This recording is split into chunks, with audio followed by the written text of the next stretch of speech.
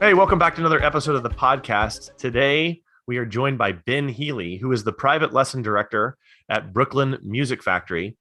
And as Nate and I were thinking about season 2 of the podcast, we were thinking, who could we have on?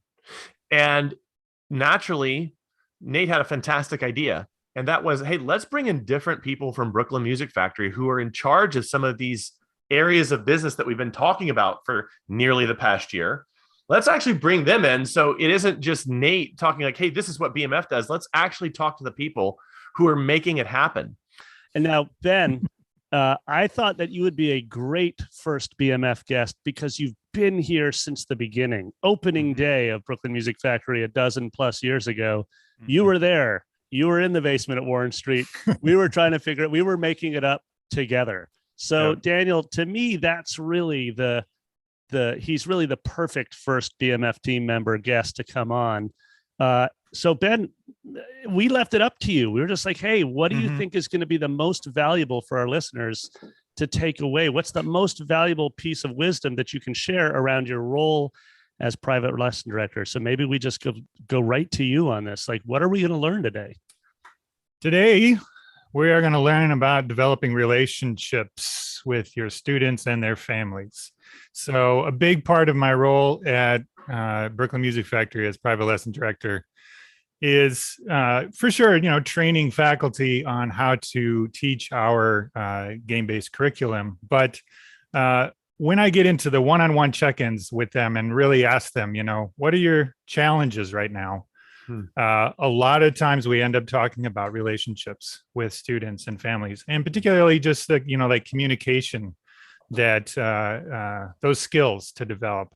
And it's a really tough thing to, quantify and train to. We always say, Nate, right, that we can, we hire for values and then train for skills. So this is one of the ones that I feel like, comes with a lot of values that we know in the faculty that we hire. And now I would really like to help other music schools develop some of those skills, that we've been working with over the years to help faculty develop those relationships with their students and families. What's at stake here with this? Yeah. You know what I mean? Right. I mean, if they do this, because I've seen some of the notes that we kind of looked at beforehand, I know what you're going to talk about here. If they get this right, and it might not look like exactly how BMF does it, but if they get this right, what are the outcomes that you would expect for them? What's the payoff? What's the benefit? The benefit is, retention for sure. Like that's the top of the line for me. Is just like, I want to have long lasting relationships with my students. I want my faculty to stay at the job and have their students for a long period of time. And building those relationships really at the fundamental level, with their students and families, has exponential benefits across the board, right? And so it really has to start from the meet and greet, and in the classroom, and then that builds a more committed student, more committed family, a more joyful experience for them, and consequently, of course, retention, and an easier time for running the business. Right. I met Nate when I was in junior high, and was somewhat burnt out on classical piano lessons and wanted to study jazz. And my parents found his business card on in a coffee shop across the street. Wow. And I studied with him. And then when I needed to transfer between schools, like when I was in college, I called him up again and said, hey, can I crash on your couch while I do my auditions at the New School University for Jazz? Nice. I forgot about that. Right. Yeah. So I did that. And then once I graduated from college, I was like, hey, Nate, need any help? Because I need some work. So I stuffed envelopes, and helped him promote his bands. And then, when Nate came to me and said, hey, want to start a music school? I said, hey, sure. And, we started teaching out of his basement, and And then, I came into the role of private lesson director gradually. Like I was a faculty member, and then we had a position, a title of sorts for me that was like a gig manager, right? And then we did that for a number of years, and then realized, no, it's not just about managing the gigs. It's actually, when we're talking about managing the gigs, we're talking about the whole curriculum. We're talking about managing people and like what the kids are going to play. So then it became director of private lessons. So when it comes to the topic of communicating, building relationships in the school, where's a good place to start? Where should we start? Yeah, well, I came up with 3 key concepts, and I guess I'll lay them out there, and then you can maybe tell me if there's a different order maybe to do them in. But number 1 was just the perception of our role and what we're doing at our music school. I believe that music lessons just serve as a framework for building long-lasting relationships with our students and their families. There's so many activities and contexts in which we get to the privilege of working with kids, with young people.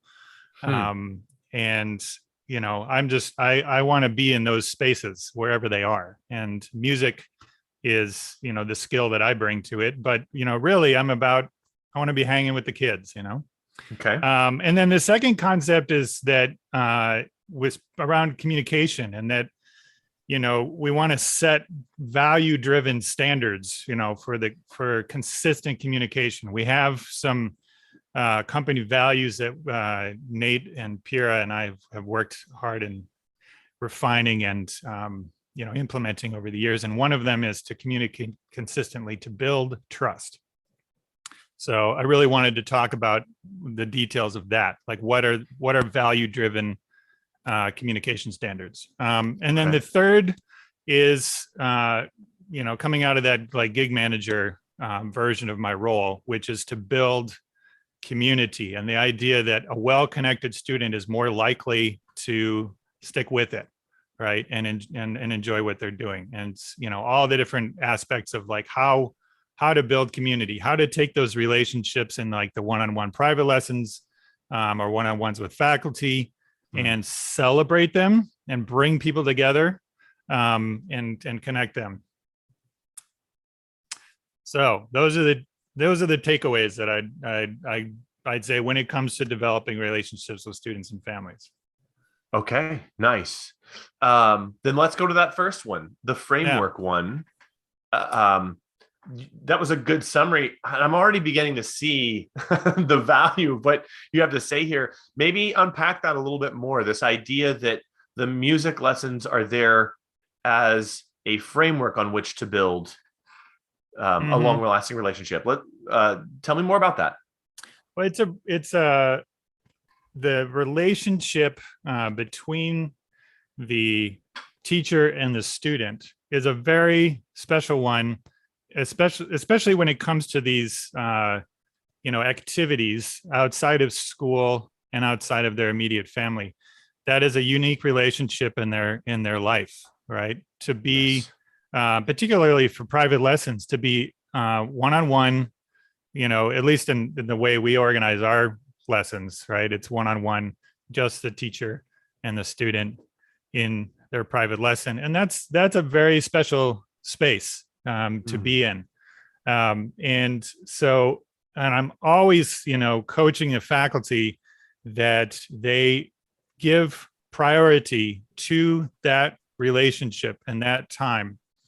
All right. And so that framework that we give them, of weekly meetings with these kids, with the students, and the framework of what to do in those weekly meetings are all in service of actually building that relationship. All right. We're giving these kids some skills to express themselves, but they won't do that unless they really trust their teacher. They won't invest in that skill unless they trust that relationship. So could you maybe give us a list like a how-to list almost, because again, Brooklyn Music Factory has their own set of values, their own goals, game-based curriculum. Other schools have different focuses, that sort of thing. But what sort of things would be common that if a school owner wanted to improve their retention or improve the relational aspect, which your central thesis here is that obviously on a human level, having relationships is great, but having those relationships and fostering those and focusing on those is actually a really good business move. What would be your punch list of how-tos that a school owner could begin to think of? Oh, this is what my staff needs to be doing. This is what I need to be doing. What are some of those how-tos? Yeah, there's so that kind of goes to the second key concept that I was going to set out about, having value-driven standards for consistent communication. Okay. But before I get into the nitty-gritty of that, I think just making sure that when you're setting the relationship as the priority, that informs every choice that you make even before the lesson starts. So the punch list begins with how are the student and the teacher introduced? How do they get to know of each other, right? And then how do you greet them when they arrive? What's the first thing that you do together in the lesson? Is it aimed at building a relationship, right? Do they feel that as the priority? Right. As soon as they sign up with your school, as soon as they meet their teacher. So the, some of the punch lists, for us are, just making sure that our tagline has like build community, right? As part of our tagline, inspire musicians, build community. And so already, we're putting relationships in the forefront, right? Okay. Then for me personally, like when a student when it registers with me, to reach out by email before I even meet the kid and be like, hey, tell me something about your son or daughter, right? And what are they into? So we have a questionnaire, sort of a profile, that we build and put into our custom software. Where we can see some things about the student before they even arrive. So some questions just about their musical background, and then their interests and stuff. Right. And so you ask those parents, do you ask that over phone or through email? Is it a formal questionnaire? Or is it just some casual questions in the text of an email? How does that work? That's as I think we've done it a couple of different ways over the years, Nate. And I actually, the current version, I believe, is going to be on a registration call. Okay. That's, to me, that's the ideal, is like someone in registration department will be asking them those questions and filling in, the questionnaire, and then that goes into the software. We've done it other times too with like an email, right, for the parents, and then, but even if those things don't happen, then the faculty or the teacher does it. When in the lesson, right, as a part of the lesson. So there's multiple opportunities to gather that information, right? But the point is that, it's not just like, what, level of a method book have you passed? No, it's what are your interests? What does your kid like to do outside of music? So building that profile in with the relationship in mind, not just the musical experience, but like their life, and their family. Who else in the family plays music? Where's the piano in the house? Is it, and, do the parents play? And like, those kind of things to build their profile. I think what's interesting is that this is programmatic. That's one thing if it's a single teacher teaching in his private studio. It's another thing for a school that's seeing hundreds and hundreds and hundreds of kids every week. There's, nearly 24 faculty in terms of teachers across multiple instruments. For this to become programmatic, you do have to get a little bit more systematic, like you're saying there, with the software and keeping track of those sorts of things, the CRM that's keeping track of that. And I want to stress before we move on that just because Ben and company are doing this, it isn't a sign that this is like this cold thing, like, oh, you're taking their answers and putting it in a database. Right. Like, It's no, the opposite. it's the opposite. You actually are going out of your way and using staff time, dollars, money, energy, time, and attention focus to care so much the fact that this kid's dog is named Charlie Murphy. Oh my God. Exactly. Yes. I actually had a student. This is a huge thing. That whole joke from the Dave Chappelle show, like 2 decades ago, this kid, the parents named the dog Charlie Murphy. Anyway, this went way off the rails. My point is that, you take the time to write that in there. That actually is the opposite. That's very warm. That's very caring. You care enough to keep track. Yeah, Nate, you were going to say something, it seemed like. Well, I was just going to point out two things. One is that oftentimes our listeners will hear something and think, if I can't do it at scale, I shouldn't do it at all. And I want to just push pause on that mindset. This can be as simple as a notebook that just sits at the front desk and everybody writes in, write some answers. It can be hyper analog and super simple. It can start with just you, the founder, as a teacher. And then eventually it can grow to the entire program, as you were talking about. And also I wanted to add that, Ben, you and I have spent many, many, many hours talking about how to model this behavior. And one of the things you said around your first concept, which is the framework, was that you have to meet the child at their level, at their energy. And this sort of brings up this idea of the community room, which is so valuable to what we do. And I wonder if you could sort of move on to that next idea, because I feel like you have made it like one of your life's missions to walk out into the community room and model what it means to like get down on your knees and meet little, George Hackett as a micronaut at his level. So could we go on to that? Yeah, that's definitely where I want to go next. Right, there's the before the lesson, getting to know the student, and then literally the meet and greet. And one of the, like Daniel, you mentioned, like how to make a kid feel comfortable meeting like a, 6'2", or in my case, 6'6" man, like, Oh, wow. You beat me by 4 inches. I nice. know, yeah. So I know it's something, again, that so many of these things where I'd sort of do it unconsciously. But I want to start, writing some of those things down and quantifying them, putting them in things like this podcast, so other people think about what's your body language, how do you move, and what's your tone, how, your facial expression, how do you relate to the kid in a way that makes them feel comfortable? So yeah, I'm tall, so I got to squat down. I get down, squat down or on my knees, and I greet the student first. This is a big thing that I think a lot of teachers miss, is they shake the parent's hand, and then the parents like, well, yeah, but they go right into like, what their expectations are for the lesson, and the kid's like standing there like, oh my God, what have I got myself into? Looking around. Right. These tall people are deciding my future.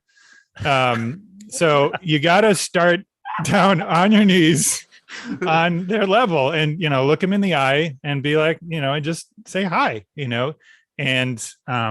give them a little heads up about what the next, half hour or whatever is going to look like, and get them, comfortable with you.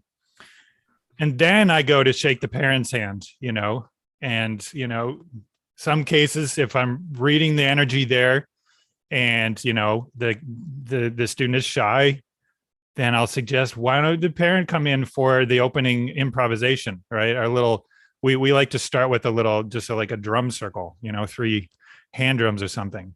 Or I'm reading the energy and this kid is raring to go and can't wait to get away from mom or dad. And I'll be like, okay, we'll see you in, 25 minutes. And, you can, relax in the community room and the waiting room. And, I'll take it from here, because I want the parent to trust me. So get the kid's trust first, parent or caregiver trust, and then, deliver, come out and recap. So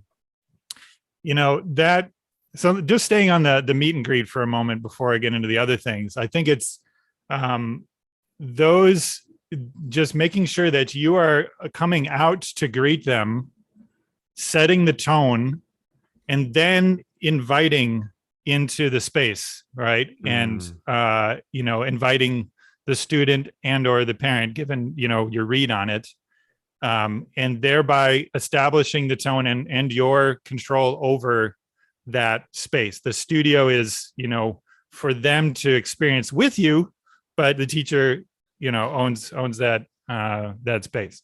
Yes. So yeah, that helps them trust you, like, oh yeah, Okay. this teacher's got this. I know what's going on.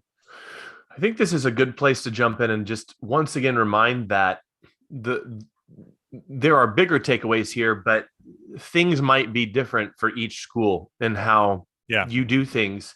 The important takeaway is the idea of the systematic nature of it and what we're shooting for and the choices that are being made. I'm going to give an example. For me, I had parents sit in on the trial lesson so that they could see what was happening. Now, that was possible for me because my studio room was bigger. If your school has small studio rooms that only really comfortably sit 2 people, then that won't be possible. It's not so much the specifics here that Ben is saying, it's the bigger picture. The other thing too is I just think this is a good place. We haven't really ever talked about this on the podcast before, Nate, but the self-awareness to know how your presence, to know what your presence is with other people. That I would have kids sometimes come in and I played a version of myself when it came to working with kids. Not that I was being fake. It was a real part of me. It was just a part that came out differently when I was teaching. And I think some teachers really understand that. But then I've seen a lot of evidence to see that some people don't have that awareness. And I could usually tell within 5 to 10 seconds whether I needed to tone myself down with a kid or not. And I could tell, I need to draw that kid out first before I start acting goofy. If I ever did, there were some kids that I never really brought that side out with.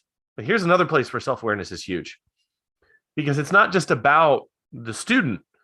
It's about the self-awareness of the teacher and the environment. And there was one time that I had a teacher that I was working with. I was working with the teacher privately on their studio and on their results. And it was primarily around marketing, like it was for so many years. It's kind of expanded in recent years, but early on in marketing. And I did this more than once, but they were having a real conversion problem where students were coming in, but they weren't signing up. And so I said, film a trial lesson. And they filmed it and I watched it. And I could just tell that they were on rails, that they were doing it the same way they did it for the 100 people before and the 100 people after. And literally, like, they're talking to parent, and there were 2 parents there, and one of them was like playing on their phone. And during the lesson, they were saying things to the kid was ignoring it, and the teacher wasn't even addressing the fact that the child was ignoring it. Like, it was just autopilot. And honestly, the parents were bored. And I think, Ben, I want to turn back over to you here, but I think this is as good a place as any to talk about that. And I think teachers should at least one time in their career, if not many times, like, film themselves in a lesson with a new student and just evaluate. You will be shocked at what you see when you're not in the moment. Yeah, that was a huge, we started doing that not that long ago, Nate. I remember. It was because we had a similar challenge, of just like how to make trial lessons and these, first impressions better, right? How to improve. And and again, with the modeling, like Nate and I, have to video, record ourselves and then go over it just like reviewing tape for the football game. You got to go play by play and be like, okay, you moved here, you said this, and then the student disengaged. Why? Right? Or, okay, what did you say to the parent? And then they look down at their phone. Right. And we did training sessions coming out of those where we, picked apart recordings of ourselves. I love it. Second by second of what happened. And, having our faculty watch those and be like, okay, what can I do differently? And, even the trial lesson format, picking that apart, we've done, role playing and training exercises of the post lesson discussion. And, those same kind of, watching for those same kind of like body language cues, right? And, establishing those archetypes of what kind of parent you're listening to, or talking to, Yes. Are they looking at their phone? Are they got sunglasses on? Are they, thinking about the next thing? Are they hyper engaged? Are they asking detailed questions, or are they like, well, I don't know anything about music. They want to learn, but right. They have no idea what they're talking about. So, how do you speak to those, right? So, but yeah, to kind of take it back, to the punch list, I feel like, we went through the before lesson of getting to know the student family, and then, the meet and greet and getting started. And now you're kind of getting into the format of the lesson, right? And like what happens, for trial lessons, for first lessons, to really begin to develop that relationship. And I think, to avoid kind of being on rails, like you say, is that is a challenge, and particularly with like a new faculty member where they need that structure, right? But you don't want them to just go on autopilot. Mm-hmm. So so that's where I think a lot of our work, has evolved and matured a lot in the last few years at BMF, of being comfortable with the structure to the point where you can, respond to that relationship and still honor the structure of your curriculum and your, lesson architecture and everything. To have the confidence to be able to do that, to respond to the student in front of you and trust that the curriculum and their progress, their journey, their musician's journey at BMF will progress and continue if I focus on the relationship in front of me. So those structures, for a lesson architecture, that's how do those serve developing the relationship, right? So, we have a lesson architecture where we say it's a 45-minute lesson. Okay. Mm-hmm. So you start with like a 5-minute warm up, and it's improvisatory, and then go into 10 minutes of what we call big lesson about music, BLAM games. And those are teaching music concepts through games. Nice. And our skills and drills where we're developing instrument specific technique, and then a song, right? And song work, right? And then another few minutes at the end to come out and recap the lesson and communicate the goal for the week. So I don't want to get too deep into the lesson architecture yet, because it's really about the relationships, that are built during that time. So focusing in on just the part of that architecture, I feel that really deepen the relationship is, at the beginning and the end, right? So that improvisation at the beginning, so that you're using that time to read them, right? Assess whether it's the first time or the 100th time that you're meeting this student. You got to read their energy. Okay. And we're setting a timer. So we say we're going to play for 5 minutes on this improvisation. And sometimes I give it some structure. Sometimes we don't. Right. And quite often it's on a secondary instrument, say they're in a piano lesson, but we're playing on the hand drums. Right. So they're not, going directly into like, ooh, let me show you what I worked on this week. No, we're on the hand drums and we're feeling it out. Right. Before we get into that stuff. So that's important at the beginning, right? Is that tone. Then let me skip to the end, right? As you're taking them out of the lesson, they've had a, great time. and you want to celebrate their accomplishments. Talk about what was, going well in the lesson, what they did well over the week. And then I turn to them saying, well, what is our weekly goal, right? What are you going to do this week? And actually, to rewind a little bit, that's something that I actually co-write with the student before the lesson is over. So, we finished our architecture, and then we go to write down into our lesson report, what we've accomplished, celebrate the success, and set a goal together for the week. Go out to the waiting room and the community room, communicate that to the parent, and I have the student articulate what they believe the weekly goal to be. All right. So can I pause right there for a sec? Because for some of our listeners, they may miss the essential nuances of the lessons there. It's not about whether you have 1 weekly goal, 10 weekly goals. It's not about whether you're a game-based. It's not about whether or not you're comfortable doing improvisation. Ben, you're making such specific choices. You're saying we're going to collaborate on the weekly goal. That builds trust, right? Versus I'm going to tell you the weekly goal. Which is how they operate in most of their day. They're always told what they're going to do. They're always told that this is the next thing you're going to do. But you're saying, no, let's work at it together. What can we accomplish in the week? What feels doable? Yeah. By the way, for those listening, you'll be surprised because oftentimes the student will actually say they can do more than what you even think is possible. So that's a fascinating discovery opportunity. Daniel. Well, I was just going to say, the choices that are being made, all right, now, this is not something that comes up all that often in the podcast, and I'm not going to belabor the point here, but I am a huge fan of like film and cinema and prestige shows and those sorts of things. And what we're talking about here is the difference between a show like The Crown or a film like Dune, where so much intention was put behind it.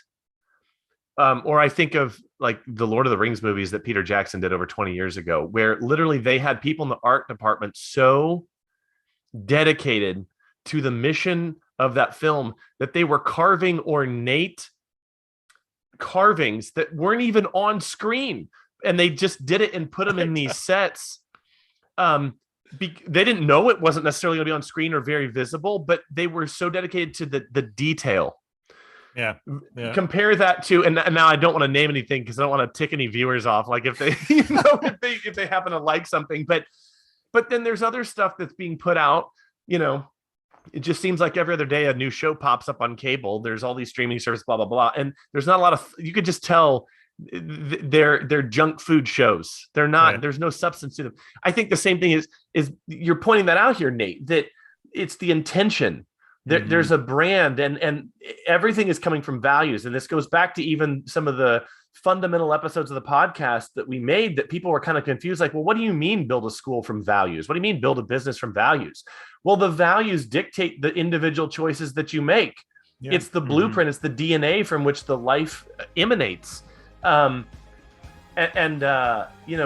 again, yes, it's not about the specific thing here, as I've been harping on over and over again this episode. It's not the specifics it's the fact that Ben is making these choices from the values, and then he's communicating that to frontline staff and people underneath him or that are working alongside him that he's responsible for.